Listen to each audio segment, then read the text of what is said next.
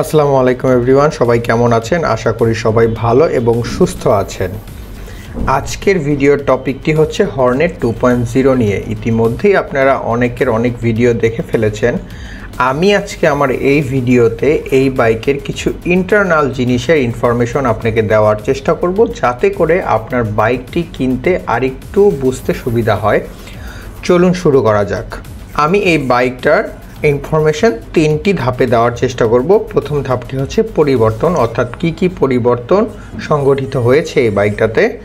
এরপরে ভালো লাগার দিকগুলো, অর্থাৎ আমার কি ভালো লেগেছে, এবং 3 নম্বরে আমার কি খারাপ লেগেছে, এই বিষয়গুলো নিয়েই আলোচনা করব। তো প্রথমে আসি পরিবর্তন। কি পরিবর্তন এসেছে বাইকে ভালো পরিবর্তন তারা সংগঠিত করেছে। তার মধ্যে থেকে তারা হেডলাইটের কিছুটা আকার পরিবর্তন করেছে এবং তার পাশাপাশি মোটা হ্যালোজেন ইন্ডিকেটরগুলো বাদ দিয়ে তারা এখন চিকন এলইডি ইন্ডিকেটর দিচ্ছে এবং গাড়ির সাথে খুবই সুন্দরভাবে মানায় জিনিসগুলো। আন্ডার ইঞ্জিন কাউল দিয়েছে আরেকটু মাস্কিউলার লুক দেওয়ার জন্য। ট্যাঙ্কের যে এজগুলো, সেই এজগুলোর মধ্যে পরিবর্তন আসছে যাতে একটু মাস্কিউলার লুক বাইকটা পায়।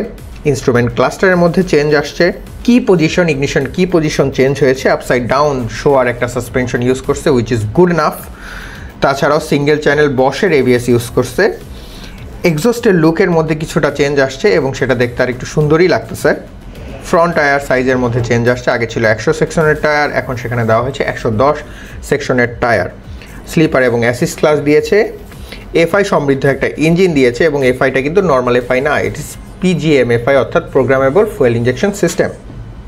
তাছাড়াও 184 সিসির ইঞ্জিন, আগে ছিল সেখানে 160 সিসি, এখন 184 সিসির একটা ইঞ্জিন প্রোভাইড করা হয়েছে। তার পাশাপাশি BS7 নর্মস, যদিও এখানে BS7 ডিক্লেয়ার করা হয় নাই, অনুযায়ী side stand engine cut off যে সুইচটা দেওয়া থাকে, এখন প্রত্যেকটা BS7 বাইকেই আপনি দেখতে পাবেন side stand engine cut off switch এবং ABS মাস্ট, সো সেটাও প্রোভাইড করা হয়েছে। এবার আসি ভালো লাগার দিকগুলো নিয়ে কথা বলতে। যদি ভালো লাগার দিকগুলো নিয়ে কথা বলি, অবশ্যই একটা top notch brand, Honda is a top notch brand. তারা সবসময় ইউজ করে হচ্ছে টপ নচ কম্পোনেন্ট। কিভাবে?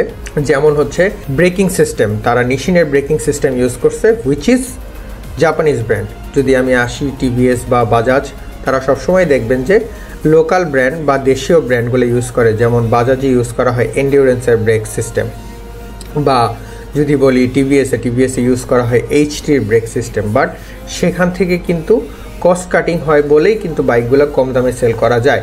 বাট যখন রিনন ব্র্যান্ডগুলো আসে, তখন তারা অবশ্যই টপ নচ কম্পোনেন্ট ইউজ করে। সেক্ষেত্রে নিশিন, শোয়া, কেইহিন, এই ব্র্যান্ডগুলো হচ্ছে পুরাটাই জাপানি ব্র্যান্ড, যার কারণে কস্ট কাটিং করা সম্ভব হয় না। এই জন্যই দেখা যায় যে এই রিনন ব্র্যান্ডগুলোর প্রাইস অন্যান্য বাইকের থেকে বেশি হয়ে থাকে। লাইক যদি নিশিনের ব্রেকের কথা বলি, নিশিন একটা জাপানিজ ব্র্যান্ড, হিটাচির একটা ব্র্যান্ড, শোয়া হচ্ছে সাসপেনশনস তৈরি করে বাইক এবং অটোমোটিভ ইন্ডাস্ট্রি সব কিছুতেই, এবং তারাও একটি জাপানিজ ব্র্যান্ড এবং এটিও কিন্তু হিটাচির আন্ডারে। অর্থাৎ হোন্ডা হিটাচির সাথে হচ্ছে কোরিলেশন করছে এবং তারা যা নেয় এই হিটাচি থেকে নিয়ে নেয়।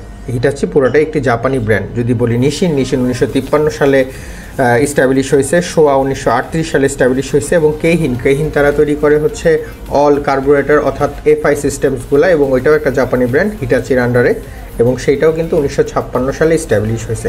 সো এই ব্র্যান্ডগুলো নিয়ে যখন একটা বাইক তৈরি হয়, অফকোর্স সেটার কোয়ালিটি টপনচ বলা যায়, এবং এই টপনচ কোয়ালিটিগুলোর কারণেই কিন্তু প্রাইস অনেক সময় হচ্ছে কম্বিনেশন করতে পারে না, বা মার্কেটে যারা আছে তাদের থেকে ওই রেটে প্রাইসটা দিতে পারে না। সেই দিক থেকে আমার এই জিনিসগুলো ভালো লাগার দিক। অফকোর্স এটা প্রত্যেকটা রিনন ব্র্যান্ডের ক্ষেত্রেই প্রযোজ্য। যদি আমি বলি ইয়ামাহা কি ইউজ করে, বাইব্রি ইউজ করে।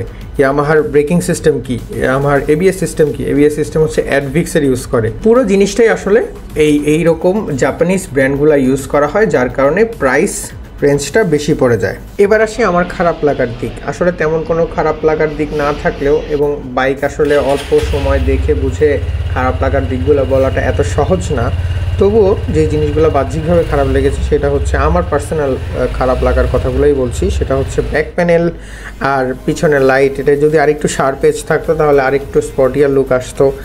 ইঞ্জিনের টপ স্পিড যদি আরেকটু বেশি হইতো, 184 সিসি ইঞ্জিন, সেক্ষেত্রে আরেকটু বেশি বেটার হইতো। আরেকটা হচ্ছে কালার্স অ্যান্ড স্টিকার্স, এইগুলো যদি আরেকটু স্পটি আর আরেকটু ড্যাশিং হইতো সেক্ষেত্রে ভালো লাগতো। এটা আমার আসলে পার্সোনাল মতামত। তো বাকি সকল দিক থেকে বাইকটা আমার কাছে খুব ভালো লেগেছে এবং ভালো প্রাইস পয়েন্টে বাইকটা কিন্তু রিলিজ হয়েছে। তা আশা করা যায় এই বাইকটা মার্কেটে ভালো একটা সাড়া ফেলতে পারবে। সবাই ভালো থাকবেন, সুস্থ থাকবেন।